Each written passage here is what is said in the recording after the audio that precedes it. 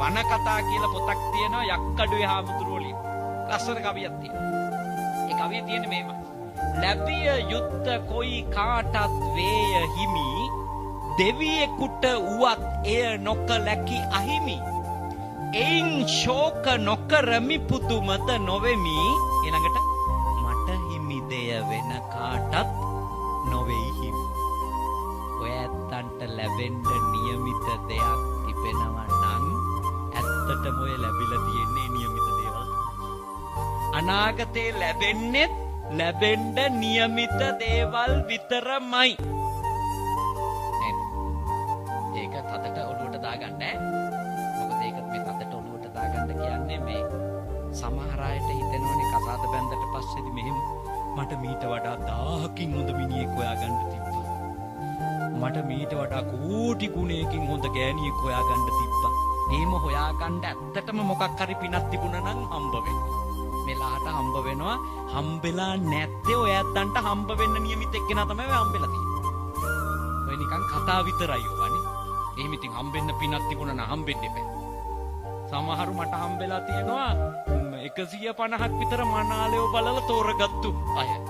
තෝරගෙන තියෙන මල යක්ෂයෝ වගේ. ඔක්කොටම එපා කියලා රිජෙක්ට් කරලා කේක් අල්ලලා අන්තිමටම තෝරගත්තු එක යකෙක් වෙච්චයි. ලංකාවේ ඉස්සර මම ඔය උපදේශන වැඩ කරානේ. ඒ කාලේ ආපු කතා. ඒවා තමයි මම අදටත් බනට උපමාවට ගන්න. ඒ කාලේ පුදුම විදියට මිනිස්සු ඇවිල්ලා ජීවිතේ දිග හරිනවනේ. එක්කෙනෙක් කිව්වා 160 ගානක්. මනාලයොන්ට මේ තේ ඇල්ලුවා කියලා ඒ නෝනයි මහත්තයයි ඇවිල්ලා ඉතින් කිව්වා මේ මම තෝරගත්තේ මුන්දා තමයි කියලා.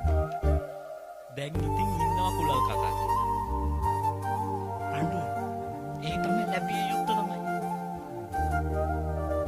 සමහරු හම්බ වෙනෝ එක්ක හොඳට එක්ක නරකටම නරකකට සමහරු හම්බ වෙනවා. ඉතින් කොහොමද ඉතින් හැමම හම්බ වෙන කෙනාගේම තියෙන පොදු ගුණය මොකද්ද? හොඳයි නරකයි දෙකම බාර ගන්න එච්චරයි. අපි අතට කැමති වෙනවා නම් අතේ මේ පැත්තටත් කැමති වෙන්න ඕන මේ පැත්තටත් කැමති වෙන්න. මම ඔයාගේ අතට කැමති කියලා මේ පැත්තට විතරයි මම කැමති කිව්වට හරියන්නේ නැහැ. අතටනේ කැමති වෙන්නේ. අතේ පැති දෙකක් තියෙනවා. මොකද කරන්නේ? මේ පැත්ත නම් රෝස පාටයි මේ පැත්ත කළු පාටයි හරි දුඹුරු පාටයි හරි මොකක් හරි පාටක් අපේනේ. පාටවල් දෙක. ජීවිතත් එහෙමයි. අපිට හමු වෙන අයවලුන් එහෙමයිනේ.